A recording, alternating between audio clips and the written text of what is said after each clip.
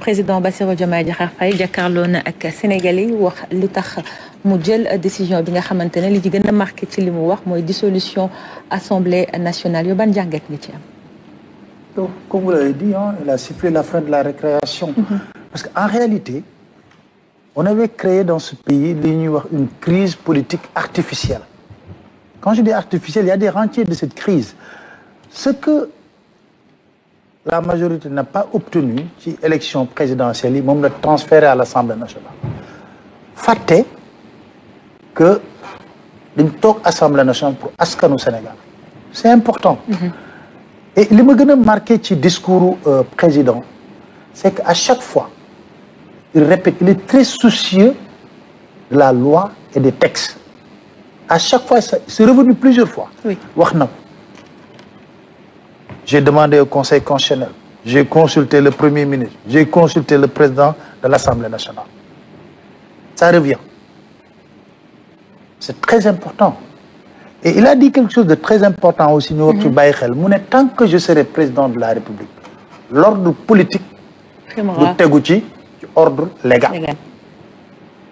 Mais bu ñu xoolee li xew yëpp, je pense qu'on a voulu mettre ce pays dans une sorte de crise boo xam ne amul. Parce que Sénégalais yi gis nañ ne assemblée mi ngi réunir di voter ay projet de loi ci biir session extraordinaire bi président bi jox. Kon bu nekkoon ci crise institutionnelle loolu du mën a am. Et puis il est tellement soucieux que violation yi nga xam ne ñi ngi ko doon def avec comme objectif de créer cette crise, ñu bëri dañuy wax ne bon, les journalistes sont friands de ça. Il y a une crise institutionnelle entre le pouvoir exécutif et le pouvoir législatif. Amul, parce que loolu bu amoon, le pouvoir législatif du toog di réunir en session extraordinaire de voter plusieurs projets de loi. Mais il s'est trouvé qu'à un certain moment, il y a une majorité qui a voulu créer une crise politique pour un nouveau régime qui vient de s'installer. Et le président de la République, sa responsabilité, c'est d'abord rétablir l'ordre constitutionnel. C'est très important. Parce que il faut remettre ce pays à l'endroit. Je pense que dafa jot. Lii di constitution, yii di texte, lii di règlement intérieur, yooyu yëpp ñu nangu que nga gagne, nga perte, ngay respecter charte réew mi. Je pense qu'il est très soucieux de ça. Wax na ko bu baax a baax. Et puis ce qui est important également, et c'est revenu plusieurs fois. Parce que tey jii ak ku mën a falu député, président de la République, askanu Sénégal moo la fal. Il dit clairement que ñun askanu Sénégal xam na lu ñu daj le 24 mars pour dem ay élections. Parce que Sénégal dund na ci histoire am ci taarixam loo xam ne musu ko dund. Loo xam ne c'est vraiment on a payé au prix du sang pour avoir une élection. Au prix du sang. Parce qu'on se rappelle, le jour où on a reporté l'élection présidentielle, il y a eu 3 morts. Puis là, nous fait aussi. Donc, je veux dire qu'on a payé au prix du sang et des jeunes qui manifestaient tout simplement pour dire que nous voulons une élection présidentielle. Nous xeex askan bi ba dem ci ay élection présidentielle. Choisir librement au premier tour 54%. Fal ko. Mais est-ce que war nañoo mën a jël ne yow fal nañ benn régime mu ne nii laa gisee nga ne non man damay nekk ci biir assemblée nationale di def politique lépp luñ indi du ma xool ndax njariñu askan wi la nekkul njariñu askan wi damay continuer un combat politique. Ce n'est pas possible. Il revient au président de la République en toute responsabilité comme il vient de le faire en certains moments dans la marche d'une nation.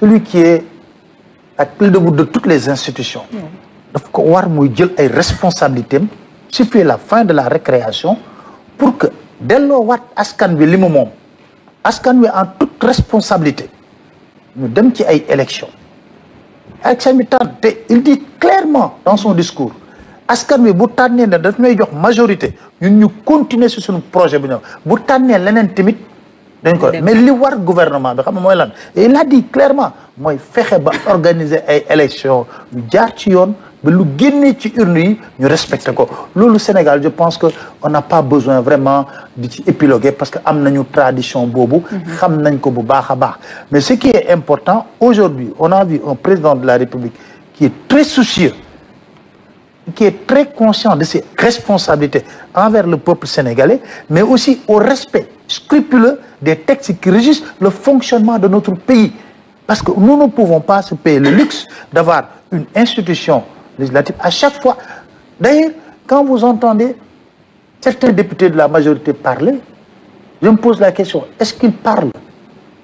Leur argument, c'est pour créer des problèmes avec le nouveau régime, où ils argumentent pour dire que oui, ACT, on dit les fonds politiques. Mais lui, il a battu campagne en disant que si je suis élu président de la République, je prends la décision de dissoudre ACT et CSE, Conseil économique, social et environnemental.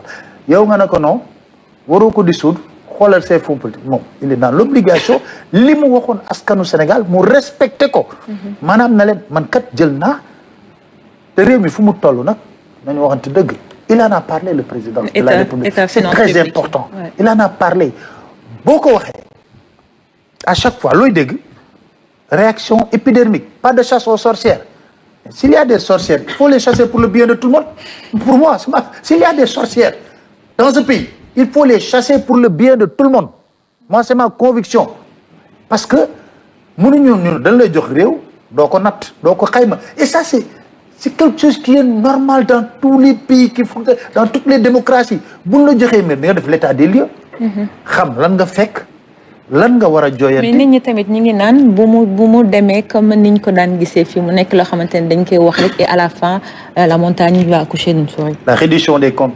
Je pense que il faut que les gens acceptent. Xam nga Sénégal buñ la waxul sax ne am na des problèmes financiers yow boo njortee xool projet yi nu mu fi baree ak li nga dégg ci ay scandale. Parce que aussi régime bi ba mu ñëwee toog bu ko neexoon mu ne 45 rapports OFNAC yi du samay rapport régime bu Macky Sall la président de la République Macky Sall daf ko jël jox ko procureur dugal ko ci turaaram bu ko neexoon mu ne 45 rapports yi nañ ko jox juge yi ñu def instruction ku def ñu xam ne yaa def ku deful ñu xam ne yow deful. Mais je pense que en réalité yow sax ku ñu tuumaal ci ay rapport yow war nga bëgg sax pour affaire bi dem ba ñu ëllëg ñu seetal sa dara. Mais 45 et les rapports des cours de la Cour des comptes yu IGE yëpp mi ngi fi daje loolu doo wax ne régime bi moo ko def parce que ñëpp tàmbalagul càmbar ba xam donc ces rapports là sont des rapports de l'OFNAC, la Cour des comptes hérités de l'ancien régime, mais comme on dit que j'ai mis sous le coude. Vous vous rappelez, on se rappelle beaucoup de cette phrase. Donc pour vous dire que en réalité parce que je crois que très bien. Sénégal am na loo xam ne je pense réglé nañ ko. xaw ma kuy kilifa Sénégal fii président de la République war na mën a xam ne police gendarmerie justice mënatul régler des problèmes politiques. Pourquoi je dis ça? Oui.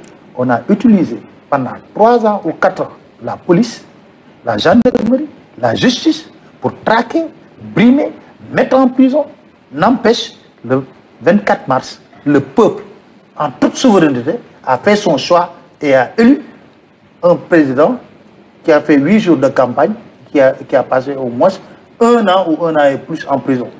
Très bien. Donc, pour vous dire qu'on doit être conscient que le Sénégal a fait des mutations très importantes sur ce plan-là. Merci beaucoup, monsieur le directeur général Papa Alé Niang. Merci également à vous, monsieur.